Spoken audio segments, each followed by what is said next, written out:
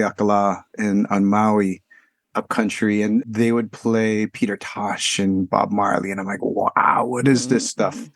So I feel like I had a pretty good foundation for when Rapper's Delight comes along. Oh, yeah. And, I'm a little older now, and all the kids at school are trying to learn the lyrics to it. But I knew that there was something that was deeper than just sort of this funny rhyme about kids kind of having fun and making up kind of silly rhymes and stuff. And Mm-hmm.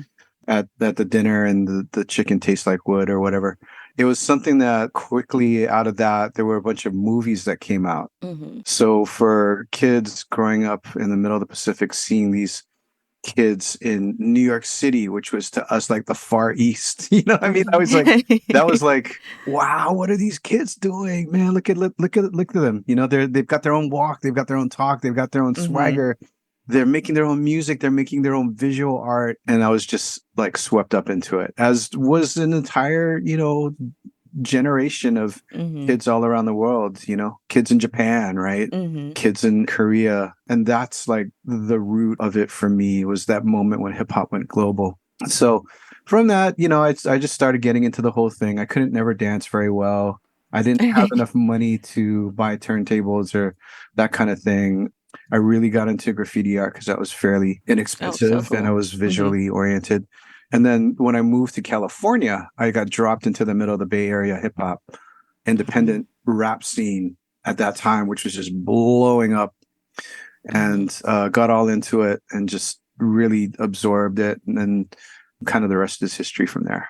That's awesome. Yeah. I think let me rephrase, I would say a lot of people my age, maybe, and definitely younger, we weren't there. It feels like, hip hop is just kind of a foregone conclusion because it's been around our whole lives, my whole life.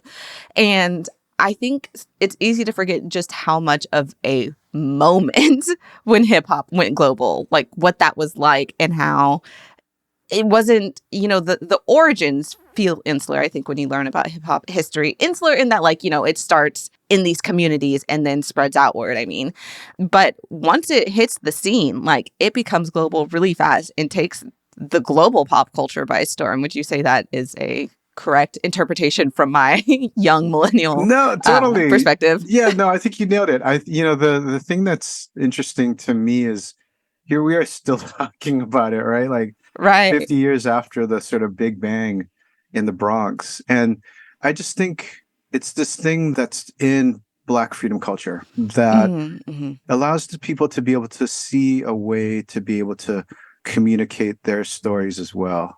Black freedom culture has this leveling up effect where it says, we're looking at things from the point of view of our culture and our place and our needing to piece back together what has been ripped away from us by Mm-hmm. the Middle Passage, by racism, slavery, Yeah. segregation, and exclusion. And so, if we've got a vision of freedom, it's going to include everybody. And I think that that's something that you feel it in the culture before you know it. I feel like, when we were kids, like rapping Rapper's Delight in the school hallways of this high school in Honolulu, Hawaii, right? It's like, Mm-hmm. in some ways, that's like the meme, that's like the virus, as Ishmael Reed kind of puts it in mumbo jumbo, that infects us. And if we follow it through, then we're like, wow, there's the seeds of personal and collective liberation for all of us. So, anyway, I'm getting really metaphysical here, but it's sort of something that starts in the Bronx, it spreads to Black communities all across the US who are like, I recognize that. That's part of like Mm-hmm. the tradition. That's part of the orality, of things. It feels right. And it Mm-hmm. also explains and speaks to like what I'm living through. But as it spreads beyond Black communities into the 1980s, into this particular period, like no matter how much they try to commercialize it, that's that pure root, that pure stream, if you will, Mm-hmm. that I think a lot of people are still now, 50 years later, like tapping into. Mm-hmm. And when you talk about spreading, to other communities from Black communities, I know growing up for me, I can only speak from my personal experience. There's a lot of conversation about what is really hip hop, who can participate in hip hop, and there's a lot of those conversations. And I think it comes from sometimes valid places of, worried about the diluting of the culture or the essence, I suppose. But I do wonder if there's just things that are misunderstood, especially for my generation and younger, because, we weren't there at the like origins of hip hop, perhaps. But is it that, there's something that is often misunderstood about Asian Americans' presence or Asian American fan presence in hip hop? I mean, I think the fan presence thing is pretty simple. It's like, this is banging music. This is incredible art. This is like Hmm. amazing poetry. This is like brilliant dance. Like whose soul doesn't leap when you like see that or hear that or feel that? Yeah. So I think it's pretty simple. I think that post Black Lives Matter, we've had this amazing and really, really important recalibration about questions of cultural justice. But it's Hmm. not often framed in terms of cultural justice, which is recognizing the importance of people's ability to be able to express themselves and also grow with that culture, right? So Hmm. again, very abstract, but let me get down to like real brass tacks. Like Yes, please. yes, all of the pioneers, right? DJ Kool Herc, Hmm. all the DJs and that kind of stuff. They'll often say, well, hip hop's for everybody, Hmm. right? It doesn't mean that it's like here to be exploited like a piece of land, right? Hmm. Like a piece of property. It means that it's there for everybody to be able to participate in. Like Hmm. the central image of hip hop is that of the cipher, right? The circle, right? Like Yeah. you get in the circle, you show and prove, right? You tell your story. If people are into it, then they'll give you your props, they'll give you your love, and the cipher grows, right? If not, it's like come back next week, you know? Like just Try again. try again. Keep on trying. But it's there. It's for everybody to be able to kind of do that. That's what they meant, I Hmm. think. But I think after the racial reckoning, which are of course still in and will be in, what folks are understanding is that culture has been expropriated. And when I say expropriated, I mean like people have taken it, they've treated it as if we're a piece of property, they've milked it of all the money that they can get out of it, Yeah. and then they've erased the originators of that. And that's not what Hmm. the pioneers of hip hop were talking about when they said hip hop's Hmm. for everybody. So the thing is that we haven't had the right language to be able to kind of talk about what it means to be able to have exchange and what it Hmm. means to be exploited. I think Yeah. in capitalism and racial capitalism, like exchange equals exploitation. But I think that what the pioneers of hip hop and the progenitors of Black freedom culture throughout the decades. The pioneers of all kinds of cultures, of freedom cultures all around the world have always been about is that, it's about the exchange. It's about the growing. It's about the communication that we have. It's about the transformation that we make of each other through that communication. So oftentimes what we'll say is, this is my culture. You Hmm. can't participate in it. I'm going to Hmm. put a fence around this property. This is my property. Right. But that's just falling into the logic of extraction and exploitation. And Hmm. so, for me, I try to tell folks, and especially like when I've been a teacher with younger folks and that kind of thing, I'm like, the beauty is in the exchange and the transformation. If we can hold that, right, and move away from the logic of exploitation and extraction and putting a fence around our work, the work that we've inherited Hmm. and the work that we're pushing forward and the work that's still transforming and expanding as the cipher grows, right? Yeah. If we can find that model and lean into that model and speak in that kind of language, then we're much better off. But there's a confusion, I think. And I think that that's why there's people say, I'm going to protect this. This is mine. This is Hmm. where it came from.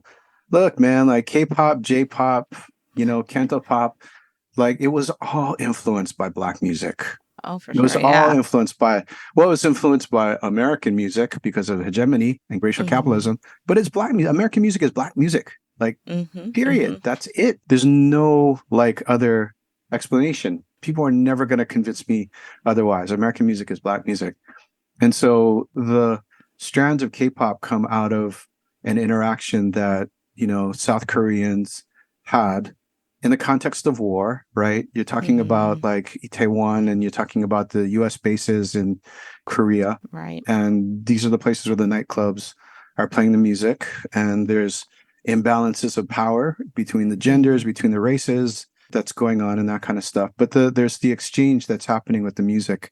And that music becomes, I mean, they tried to ban it in Korea and South Korea during the That's dictatorships right. because they understood that Black music was freedom music Yeah. and that it would like unleash folks. And that's exactly what happens is when you start seeing the revolutions happening, that's the music that they're playing. And so it makes sense that the next generation would come back to that music, that they would start b-boying, that they would start, mixing that into their pop music and that kind of stuff. And then that would become what we're seeing now as K-pop. So I think, when we look at it as that exchange, right, that's coming out of this really fraught situation, you got Black servicemen, in the Pacific, because that's essentially how the army runs. And you Yes. have, right, and you have these countries that have been colonized for years and years, and people are trying to find a way to communicate, and the music comes along, and that's where they can bond, and that's where it's coming from, right? And we could talk about martial arts and Bruce Lee, and which is the book I'm doing now, like in all of those kinds of exchanges, that's where it all comes from. If we take it back to the root, then we can get back to the heart of the exchange and get out of the logic of exploitation. I do think there is a hesitancy to have nuanced conversations online. I think that's maybe an understatement, actually. But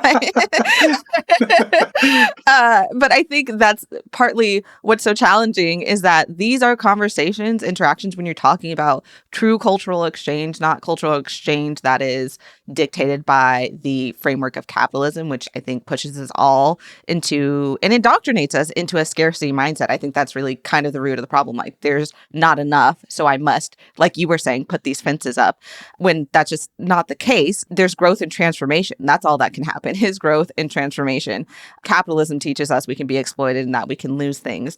And talking about getting back to the root of hip hop made me think several episodes ago now, I interviewed a BTS abolitionist social media account. And we were talking about how Augusty, who is Suga from BTS, recently-ish put out his track Hegemony, which is a track completely about anti-capitalism, really calling into question like the powers that be, things like that, and how we're all like slaves to capitalism, basically, which is a big statement from somebody as big as him in Korea, which is a very hyper-capitalist society. And so you see that even at like the biggest levels, like that is a very commercial level of hip hop, I would say. And I think there is movement on the ground, like that's starting in all of us, why we're having these conversations. Like you said, we're having a racial reckoning, if you will, and we're still having it. And I think there's other consciousness that we're coming into that is showing in our work and in our art, not just hip hop, just across the board. We're seeing stories that are reflective of these struggles that have been in all of us. That's a bit of a tangent. No, it's not though. I think that's exactly the point. I mean, like that sugar could be there in the heart of this hyper-capitalist mode, being able to kind of put out these anti-capitalist ideas. I mean, that's a power move that Black artists have been doing, for Right. within American pop music.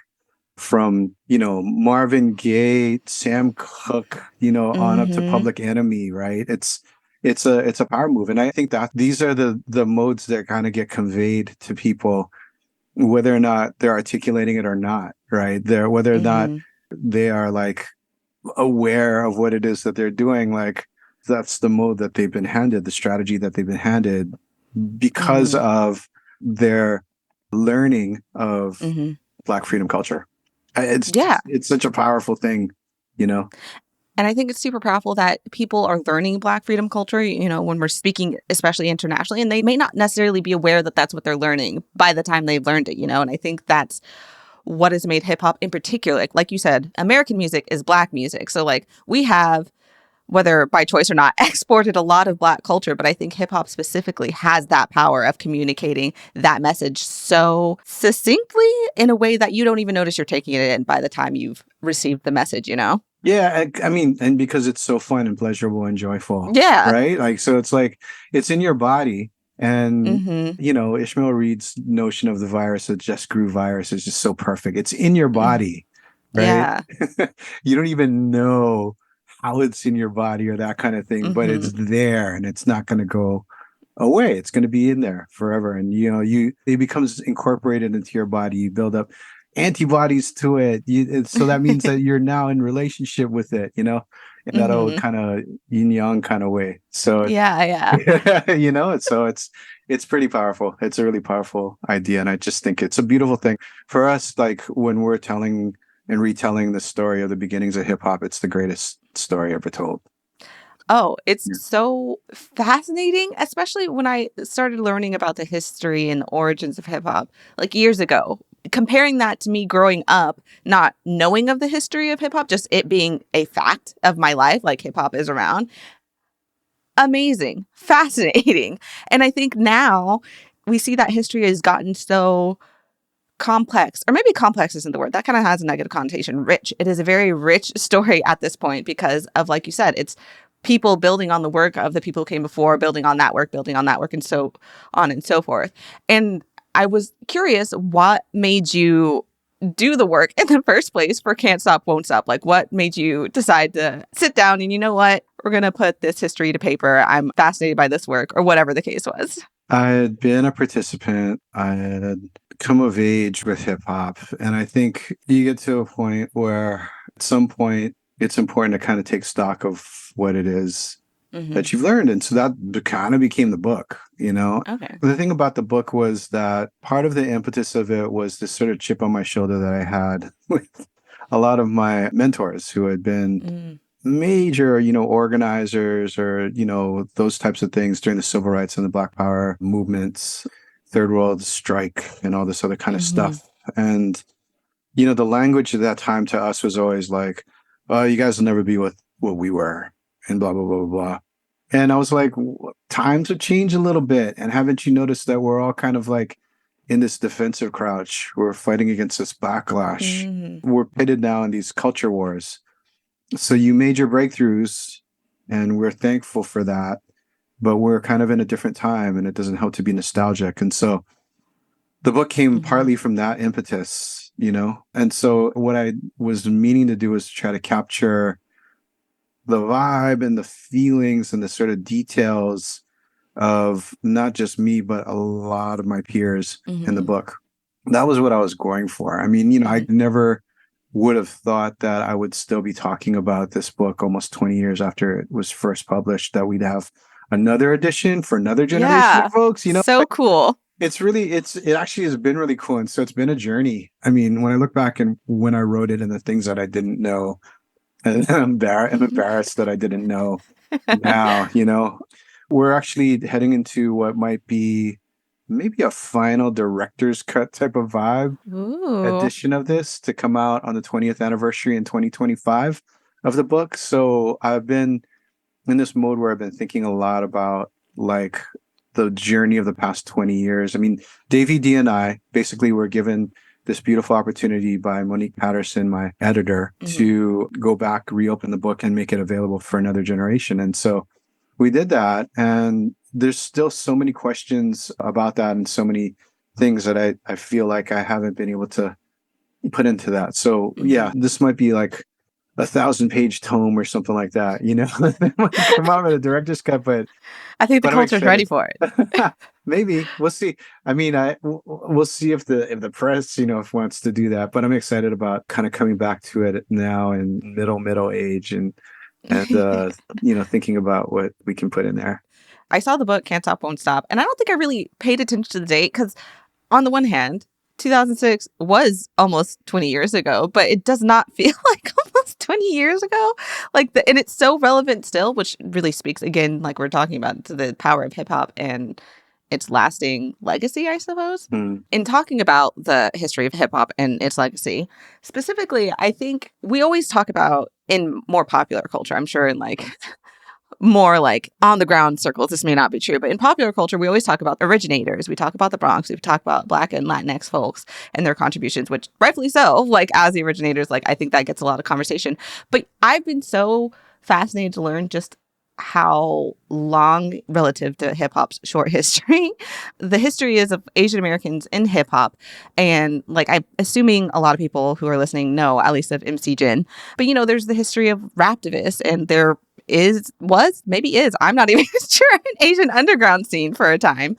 And so I just wonder where Asian American hip hop artists fit in this now very complex framework of hip hop legacy, do you think? Yeah, it's a great question. The story really begins in the 80s, as I was telling it to you, with Mm-hmm. the globalization, I should say the first kind of globalization of hip hop. Mm-hmm. And so by the early 1980s, you're seeing Asians and Pacific Islanders in the US really deep in the culture, Mm-hmm. especially visible on the West Coast, so Mm-hmm. in Los Angeles, they have this club called Radio, which is kind of the spot that all the young people go to. And it's like Korean and Filipino and Chinese and Samoan, B-boys up Mm-hmm. in there, with everybody else.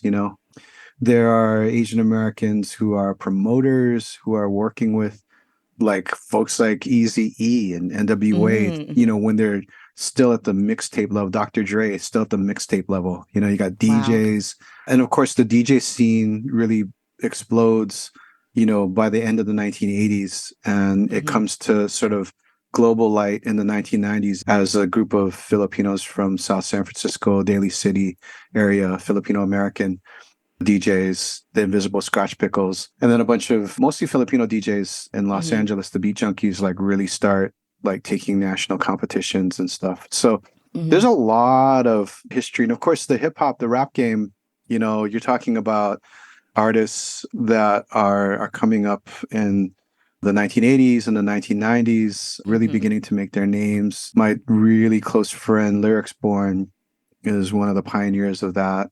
Mm-hmm. Kool and Rhettmatic, who are kind of an offshoot of the Beat Junkies. And then you have like a whole sort of underground, B-boy scene too, that actually seeds the growth of B-boy and B-girl groups in Japan and South Korea. And Mm-hmm. then, and that of course takes off in a whole other kind of way when the South Korean breakers end up taking all the international competitions beginning in the 2000s. So there's like this massive growth that happens, and there's an amazing kind of really vibrant underground that I remember being part of, and that story hasn't necessarily been told. Mm-hmm. And I didn't even talk about the graffiti scene, right? Oh, for sure. Okay. Which even Honolulu becomes a major hub for graffiti art by the end of the Mm-hmm. 80s. And there's all these internationally famous artists who come out of Hawaii Mm-hmm. at that particular point, seed the scenes in Los Angeles and San Francisco. So yeah, I mean, that's a whole other kind of history that hasn't been told. But it's just to say that, folks kind of came in because they were inspired. And all of us, I think, during that particular era, were questioned to a certain extent. Like, we're questioned by like our folks, like, what are you guys, doing with all that black music stuff, whatever, that hippity hoppity stuff, right? And then, then you're getting questioned in the ciphers, like Mm-hmm. battle raps and that kind of thing. That's why Jin comes up through the battle rap scene. Mm-hmm. It's like he's earning his way through it Mm-hmm. in a way that feels right to the culture. And folks wouldn't have wanted it any other kind of way. So, and the DJ scene, same thing, right? Like they earned it. They Mm-hmm. won the competitions. They had to be disqualified from the competitions, the Skratch Piklz, because they were winning it every year. They're like, guys, we're just putting you out. We're graduating to emeritus status because you guys are just winning it every year. And then there's the whole hip hop journalist crew, right? Mm-hmm. One of whom now has won a Pulitzer Prize, like Huasu. Like he came out of Oh yeah. the Mm-hmm. same, kind of Asian American, Pacific Islander, like hip hop journalism Mm-hmm. underground that we all kind of came out of. I think it's really interesting just to hear how storied these histories are, especially when you consider like that's, zooming into like the Asian American experience in hip hop. But like hip hop being so big as it is now, it's just, I feel like we're starting to get to where like academia is like understanding hip hop for the art that it is. Like obviously there's always been these people doing this work. There are people who study this and stuff, but like in larger academic circles, like it's not as well studied or well understood. And the history gets more and more rich and complex in lovely ways, but I just don't know how we're supposed to keep track of all of it if the American, I'm specifically calling the American like culture and academics who do this work still don't understand or respect hip hop for the cultural art form that it is. I get stressed out about that sometimes when I Mm, have these conversations and I'm learning things myself. A lot of it still, so much of it is still just word of mouth and like stories we tell each other, which is so often the case for the histories and pop culture of marginalized people. mm. Well, you're doing it right now, like the thing about it is the academy is a weird thing, right? Like the academy is important because, that's one of the places that we store a lot of our knowledge and our histories. But, the Mhm. thing that I've come to see, having been in the academy for however long, not anymore, is that, the stories and that kind of thing will continue as long as there's Mhm. people to be able to continue telling the stories. So Mhm. those are people like you and me, I mean, Mhm. at the end of the day, I'm not going to rely upon some PhD who was indoctrinated in a particular kind of discipline to be able That's to, true. right, Yeah. to actually be able to see it and get it right and be able to Mhm. tell what needs to be told. They have so much work that they have to do just to justify being there in that discipline, Mhm. which has been shaped by Western kind of notions of knowledge, Yes, right? they have. Gathering and knowledge production and knowledge passing on. That, yeah, it's us, man. It's you and I. It's We got to do the work. and the large number of people who are out there who do this. Mhm. And that's kind of how it's always been. I mean, the thing that the people were like, "Oh, your book was so groundbreaking," blah blah blah blah blah. No, it wasn't. All I did was what you do, and what other folks who are accountable to their communities do, is they just went to the Mhm. people in the communities who knew and Mhm. begged for permission to, to be able to retell these stories. Mhm. That's essentially a lot of what I did, was just to go to folks and be like, "Please tell me your story, and please let me tell your story." And it's a different kind of idea of documentation and journalism, whatever the terminology you want to use. Like Mhm. for us, right, it's always been about just knowledge keeping and knowledge passing. That's kind of the thing that I've gotten to, like, after all of these years of navigating within these other types of circles. It's our job to do. And there's different mores, there's different protocols that you have to go through Mhm. to be able to do it. And we have to navigate that. But at the end of the day, like, the knowledges survive. Mhm. That's the thing that we can count on. Like, the knowledge is, even under colonialism, even under slavery, even under pressure Mhm. in the moment with all these laws passing and that kind of stuff, like, they survive. So Mhm. take heart, have hope, all of that kind of happy stuff. You know what I mean? Like, you're doing it. You're doing it. And Well, thank it's you. super important. Yeah. You putting it that way really reminded me of, we have N.W.A here, the National Museum of African American History and Culture, the Smithsonian. Hmm. And I'm pretty sure this is where I read it. Lonnie Bunch, who was the director, the inaugural director, and now he's the like head of the Smithsonian. But he talked about the process of getting the artifacts and getting the stuff to fill the museum. Whereas in other museums, there's very known like avenues to get the artifacts and stuff. But when it came to making a museum dedicated to the national history of the African American, it was a lot of going to somebody who knew somebody's grandma who in their attic had such and such. And so you're very right. The stories survive. The stories wait to be told. And so it's just our job to tell them. I mean, it's really that image of the seed being planted, right? Or, or again, like, just going back, the virus, right? Like it's Yeah. there. It's Uh-huh. there. Under certain conditions, it'll flower, And that's the beautiful thing about it, is like to think about, man, the times that we were coming up and people are like, "Oh, hip hop, it's just a fad," you know, It's so funny to think of now. right? It's Yeah. bizarre, right? But it's true, and I think too, for me, it's come around full circle personally because, I grew up of Native Hawaiian descent, but I really didn't know my Native Hawaiian culture. Mm-hmm. And now I get to see my nephews and nieces speaking Olelo Hawaii in, like, Ooh, cool. fluently. Mm-hmm. I was like the last generation under which Olelo Hawaii had been deprecated. It was Mm-hmm. banned literally at the beginning of the century. So even though my great grandparents spoke it fluently, like, my Mm-hmm. grandparents did not, you know, Yeah. and everybody since, now all of us on my mom's side of the family, a lot of us are going back to our roots, and we get to see our nieces and nephews and they speak it and we're like, wow, like, That's so neat. and that's the thing, is that it's been there. People have preserved it. And so to be able to tap into that now, me coming back at it like a child, literally, like we were in class last week and our Kumu, our teacher, is like, oh, this is the stuff that I teach to my first graders. You know what I mean? And all of us in the class are like middle-aged to like, people in their 70s and 80s, you know what I mean? But this is like knowledge that everybody's hungry for. And we just come back to the well every week to quench our thirst, So today, anyway, I'm feeling pretty optimistic. I love that. Thank you for sharing your optimism, because I'm sure it's very easy to get, sucked into the negativity, because there's plenty to go around. There's no shortage of that. No so doubt. To be able to find those silver linings is, I think, really helpful. So thanks for sharing that. We're talking about hip hop and how it spread. It became a global phenomenon multiple times over. It's influenced music that is so many times removed at this point from hip hop's origins, but it's still out there doing the influencing. And not just hip hop, there's R&B, there's jazz, there's a lot of other Black musical traditions that are also influencing the world over. So I was wondering, did you have any thoughts about how we should analyze hip hop and hip hop influences in an international context? Like, what's productive, what's reductive? Because I think, in my opinion, partly as a K-pop fan, there's a lot of, reductive conversations that happen because you've got to look at the history, like you were talking about, of GIs over in Korea and how we got here.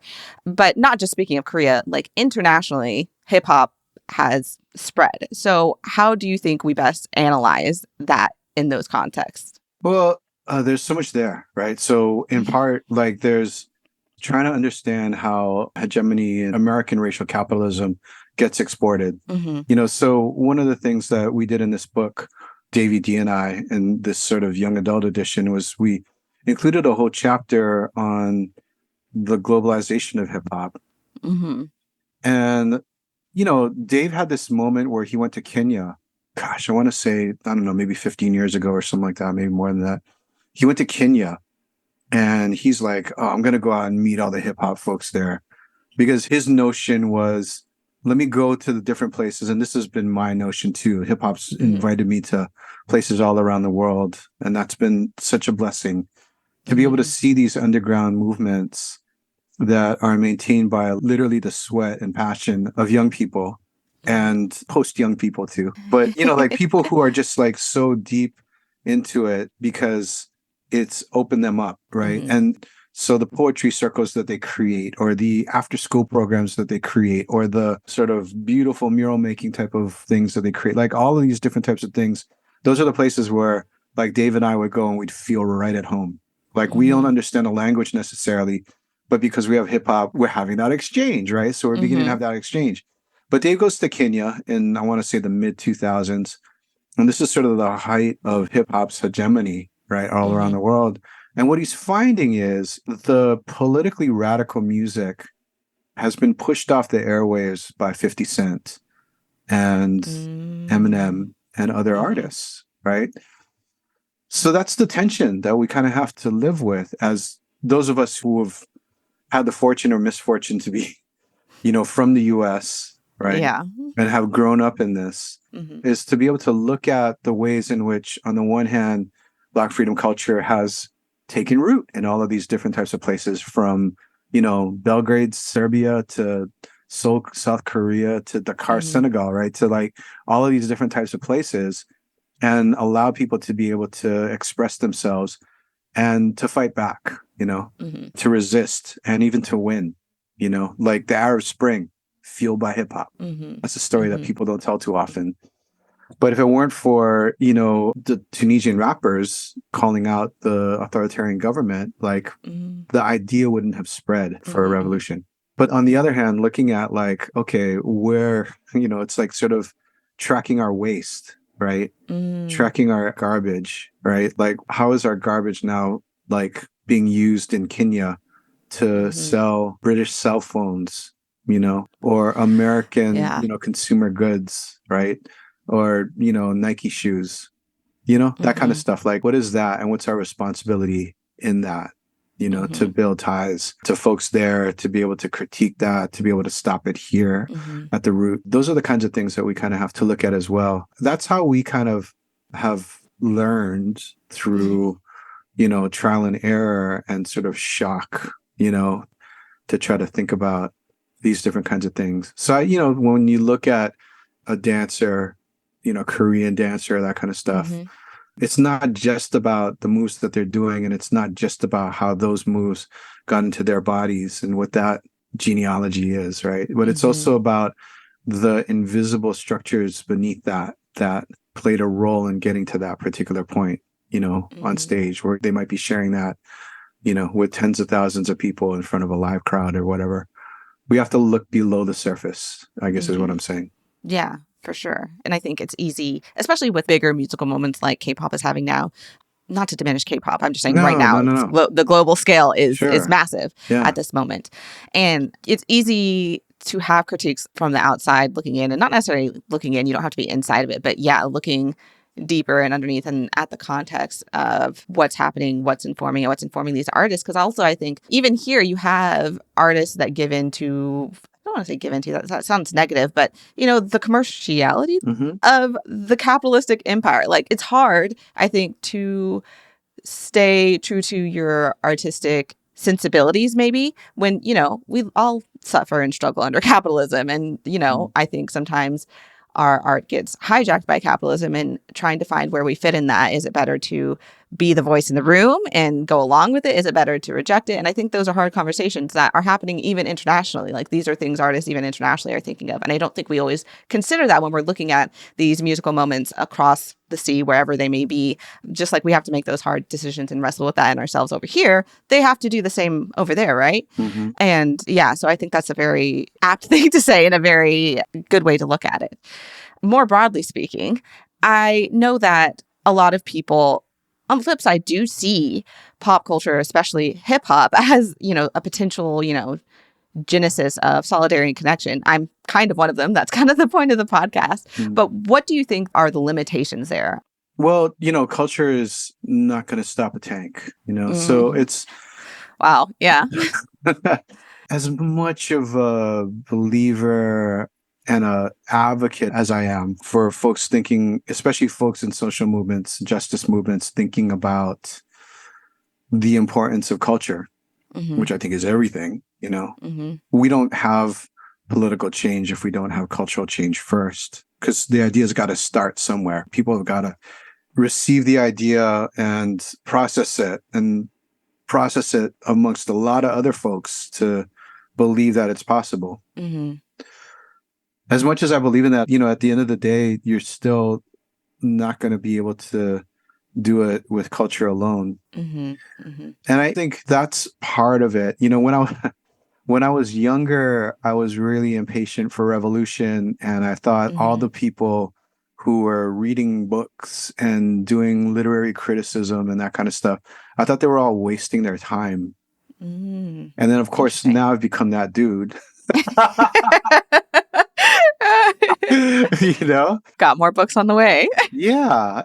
So partly I've had to justify that to my younger self. Like, why are you spending all this time like watching Bruce Lee movies? Like, what's up with that? Or why are you spending all this time listening to rap records? What's up with that? I have to justify myself. But it's at that nexus of things. So there's a way in which at some point, like, we got to stop the analysis and we got to get out in the streets. That's just the reality of it all. The beautiful thing, though, I think, about especially music, but all forms of art and all forms of culture, is that it does give people a portal to kind of imagine what a different future can look like. Yeah. So in the moments, for instance, back in 1992, just after the uprising, and everywhere the discourse was like, Asians hate blacks, blacks hate Asians. Yeah. Like, no, like hip hop was actually giving us a space to beforehand and after to be able to actually discuss and heal. I remember the conversations that Dave and I had. We talk about this a lot, actually, before, leading up to the uprisings in Los Angeles. Like, we're really heated. We just fall into these arguments. Well, you all are this way and you all are that way and we're this Mm, way and we're that way. And it was very like, that was like a very tough time in our friendship, mm, but like since then, we've both been on point to be able to think about like, okay, what does this actually mean? And, mm, because of my love for Dave and all my other friends and stuff like that, like that's why like BLM is something core to me, right? Black Lives Matter is mm, core to me because I deeply believe that. And that's why for him, when anti-Asian violence started peaking, mm. like he was always like, man, like look out for yourself, man. Like take care of yourself. Like I got you. I got your back and stuff. So it was because of hip hop that we had a portal into understanding how we might be able to actually live through that moment Mhm. and then make it to the other side. And I think that that's the beauty of culture. That's so cool. I didn't realize y'all had been friends that long. That's wow. What a Yeah, we're pretty old. We're I mean, we're that's not what very I meant. post I just young. I love that that's what you picked up on, Delia. Wow, you guys are old, man. I totally just went like, wow, that's You so guys have been inspiring. talking before I was born and stuff. Wow. I did like I don't know if that part of the recording like video file use it for socials, but when you said 1992, I did make a face like, oh, that's before I was Yeah, before you and Bayana, and yeah, I mean, Yep. Hadari and I go back that far as well, and those are the kinds of conversations that we had as well. So Yeah. but yeah, That's so cool though. Like it's still a very again, I did not mean to call you old, but it's a cool story. Like to know that hip hop was there in that moment because even learning about it at my age, hmm learning about it in hindsight, because even in the like recent aftermath at the time I was just like a baby. hmm So you learn about it through a particular lens and then if you dig deeper you can see the stories like that where there was still solidarity there was still work being done and you're working against this narrative about like you were saying how blacks and Asians hate each other. Like that was hmm their narrative for a long time. And to some extent is still the narrative.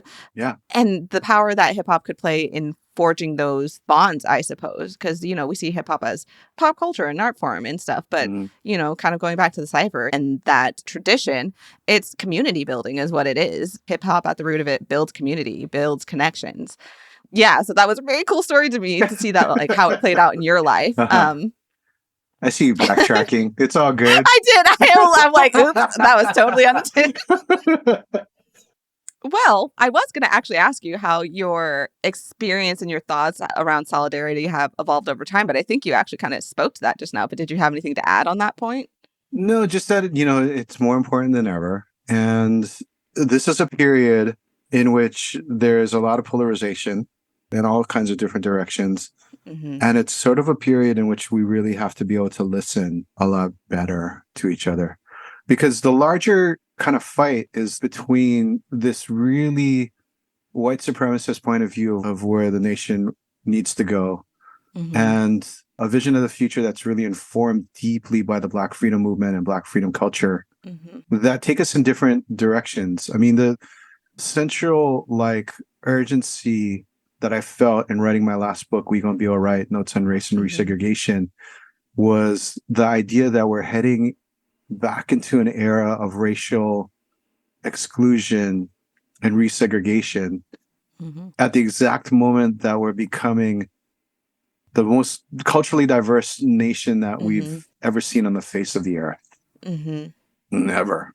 Right. And so it's pretty clear to me that if we continue to head in this white supremacist direction, that this is going to be a massive failure and there's going Mm-hmm. to be a lot of bloodshed.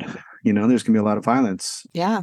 even more than there is right now. Mm-hmm. And so holding on to those, principles of openness, of respect for diversity, of belief that we can create a multiracial democracy, all those things that are core to all of our justice movements, like those are the things that we have to kind of uphold right now. And so that Mm-hmm. requires us to listen. And if that means that we're having conversations because of hip hop or K-pop or Mm-hmm. Bruce Lee and martial arts or Mm-hmm. whatever, and that kind of stuff, then I'm here for it. I am all about like what it means for us to be able to create a vision of a nation that's never really been, right? Mm-hmm. The kind of Langston Hughes, like what America like needs to be or what America will be Mm-hmm. version of America as opposed to the other one, you know? And so, that's partly what undergirded our desire to create the May 19th project, which Mm-hmm. now lives at kcet.org, public station in LA, kcet.org. And the May 19th project was basically a project that Renee Tajima Pena and I, along with a collective of a lot of filmmakers and creative geniuses, put together to create a bunch of short films around solidarity, beginning on the day, May 19th, that Yuri Kochiyama and Malcolm X were both born. And, so we put that out into the world and seeded that out there a little bit. And we're really happy with the fact that it's been so well received. It's, I don't know, however many millions and millions of views and redistributions and all that kind of stuff it's gone through by now. But those are the things, right? That's where it has to begin. It has to begin in the culture. So, we can move towards this closed culture that's trying to ban books and African American studies, and words like intersectionality, right? And worse, right? Affirmative action, trying to resegregate education from the kindergarten all the way through the university levels. We can go to that direction, or we can go in the direction of building, but we have to be able to encourage people to imagine that can happen. And I think in this particular point, the work of anybody who's working in culture is to move us to a place where everybody's like, that's the future that I want. And that's the future that I want to get engaged in building. That's our job. I mean, like, it's the same thing that Toni Cade Bambara, this is something that we've been talking about a lot. We've been kind of using this a lot, but she said the role of an artist is to make the revolution irresistible. And I think that that's our job right now, and the revolution is creating this multiracial democracy that the world has never seen. And supporting the folks within it, not just absolutely platforming them and saying, good luck. Yeah. I sense that there's a whole other podcast session in that. That happens sometimes in these episodes. It's like, oh, that's a whole conversation. I wanted just to add on a little bit to what you were saying. Something that for me personally, if I had to give not advice to folks, I wouldn't say I'm in that position, but for me personally, you were talking about, they're banning this, they're banning books, words, critical race theory, all of that stuff. What I always like to focus on in times when I'm just feeling really bogged down, one of the things I like to focus on is all of that is coming from fear. They're moving from a place of fear, which I find a bit empowering because they fear us. And I'm not saying to, make them fear you more. It just means to me that we're doing something right. We're winning the war. They would not be this fearful if we weren't, That's how I feel personally. So, it's ridiculous and it's hard and it's a hard time to fight against all these forces that are trying to work against us. But knowing where it's coming from and why they're acting that way, I think can allow us to take a bit of that power back. I totally agree. I think, and fear is exhausting, right? Fear is the type of thing that consumes you. It debilitates you, right? It works on your body in ways that you don't even understand. And it puts you into a downward spiral. And so it's true. Like, we don't just have the moral high ground on this. We have the pleasure center effect. So true. You know what I mean? Would you rather have a world with K-pop and hip hop, or would you rather have a world with everybody is back to their old traditional restricted roles and nobody has any rights and freedoms? It's pretty clear what most people would choose. But the thing is that everything is so obscured right now. It's so mystified. It's very hard for people to kind of see through the fog of the culture wars right now. So in part, I think that's part of what we need to do. That's part of our job, is to be able to clear the smoke out and just be like, yo, party's over here. Come join us, right? It's so true, though. Have you heard the music on the right? It's not good. I'll say it. It's really not good. No. Racist punk music is the worst punk music I've ever heard. Yeah. It's bad. They've got, the vibes are bad over there. So. Yeah, it's so bad.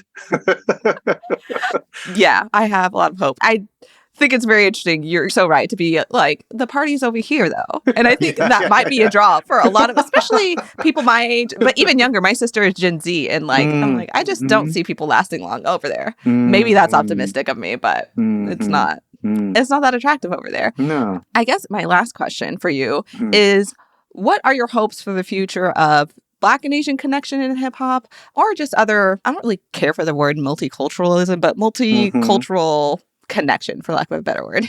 I'm hopeful that we continue to kind of learn more of each other's struggles and stories. Mm-hmm. One of the things that's been really exciting about doing this Bruce Lee book is to really kind of understand that he only becomes a hero of the underdog after he really deeply experiences what race is in America. Mm-hmm. Because he comes back, to the US. He was born in the US. Then he grew up in Hong Kong, and Mm-hmm. he gets sent back to the US by his parents at the age of 18 because he's getting into too much trouble. And he ends up in Seattle. And at that particular time, racial segregation was just a thing. Pretty much if you were a person of color, you lived in a small little area called the Central District. Mm-hmm. And so Bruce is one of those folks. And his first student is a Black man named Jesse Glover, who has been beaten brutally at the age of 12 by police. Of course. And because of that, goes through life saying, I need to learn self-defense. Mm-hmm. And wants somebody to teach him, wants to learn the Asian martial arts. Mm-hmm. And so Bruce becomes his teacher. And I think in that exchange, Bruce is beginning to understand what it means, for Jesse to be Jesse at that particular period in time, for Jesse to be a Black man living in a segregated community at that time. And then he meets Japanese Americans who have all been through the concentration camps as well. Mm-hmm. So he learns about these kinds of things. And I think, these days, we don't necessarily have that kind of racial segregation anymore for Asian Americans. Asian Americans are the least segregated groups of all groups.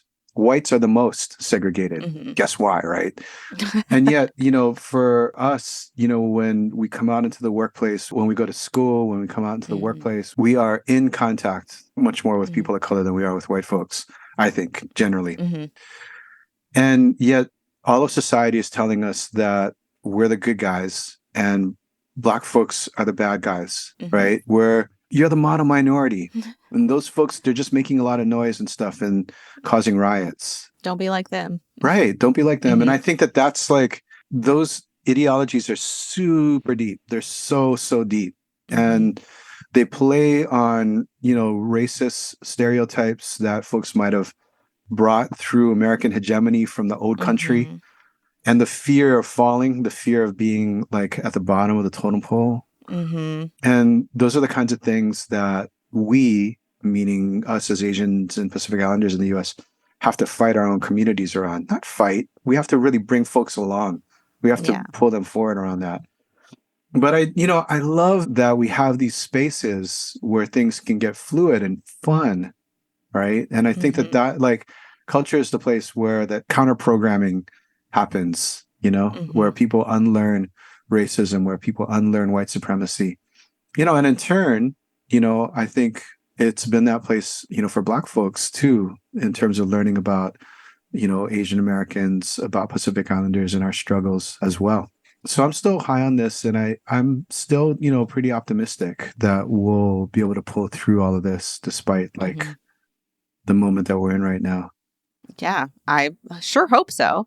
You were talking about the work that Bruce Lee did and what it means. I'm so fascinated with how his work spread and brought martial arts to the Black community. Not, necessarily directly, it's not one-to-one, but that spread during that time period and what he represented to the Black and Latinx community too. It was these city kids. I spoke to my dad in my first episode. Listeners are probably so tired of me referencing this, but that's what he talks about. That was his first time ever really even seeing an Asian person, was seeing the Hong Kong films, seeing the Bruce Lee films, and how that, not that he thought anything actively negatively, he just grew up in the segregated South. He just didn't have any context. And that was the first time through pop culture that he was able to be oh, maybe what the white people always talk about Asian people is not necessarily correct, because he had no frame of reference otherwise. So I definitely agree about the power of, pop culture, because it lets you step outside of the community you're in, because we can't always help the community we're from. Like, you may not grow up around Black people, Asian Americans, gay people, trans people, whatever, in your small town or wherever. And yeah, so I think it's very important and something you can see happen in real time. Yeah. It's a beautiful thing. And the fact that your father was able to even see Kung Fu movies is because of segregation, right? It's because the Kung Fu movies, the blaxploitation movies, they all played in the same theaters, in the cities, so that they actually had to put it on TV for white audiences to be able to get it. And then that happens later in the 80s. But it's a beautiful thing. Like the lasting image that I always have is that I got to interview RZA on the stage of the Asian Art Museum here in San Francisco. So cool. So I was like, yeah. And I was like, dang, man, like, here's a guy who grew up in New York City, what we thought was the Far East. and he's like watching, Kung Fu movies. And I'm growing up in Hawaii watching hip hop movies. And now here we are on stage together, kind of, talking about all of that. It was like one of those life moments for me. I was like, okay, like, wow, there's something in that. There's a future in that, I think. Absolutely. So. There's absolutely a future in that. Yeah. Thank you for sharing that story. That's very cool. He just dropped that so casually. Wow. What a cool story. I've been really lucky and blessed in my life, for sure. For sure.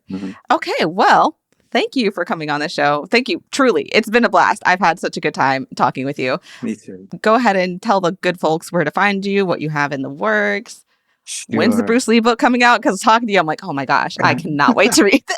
I got to go write it right now. Actually, okay. I really do. I have to get it done this year so it can come out next year, A Year of the Dragon. Okay. Folks can get me on Instagram or on Twitter at Zentronics, Zentroniix. And my website is jeffchang.net. And thank you so much. I've really enjoyed this as well, Delia. This has been awesome. Yeah. I'm glad it was fun for you. I just knew, I was like, he's done so much. I'm not going to be able to cover everything I want to cover, but I think we did it. I think we did a good job. It's because I'm so old. That's why.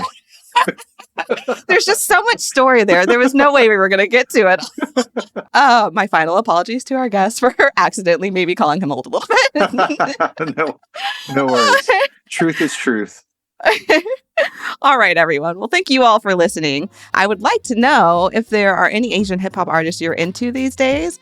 It's a new era. I definitely am not with it when it comes to the hip, cool kids, what they're listening to personally. So if y'all have anyone, let us know. You could do that at Culture X Podcast on Twitter a little bit, not really that much anymore, to be honest, or Instagram, definitely Instagram. And until next time, keep it chill and keep it nerdy.